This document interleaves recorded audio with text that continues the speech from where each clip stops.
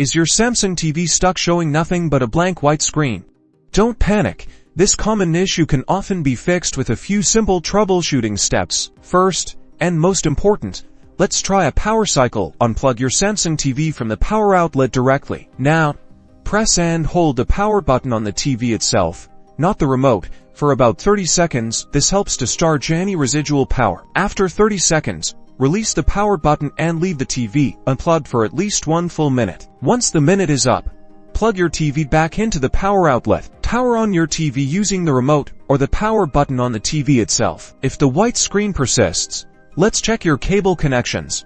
Ensure all cables, especially the HDMI cable connecting to your cable box or streaming device, are securely plugged in at both fans. Try unplugging and replugging each cable if possible. Test with a different HDMI cable to rule out a faulty cable. Still no luck? We'll move on to a factory reset. Using your Samsung TV remote, navigate to the settings menu. Look for support, then select self-diagnosis.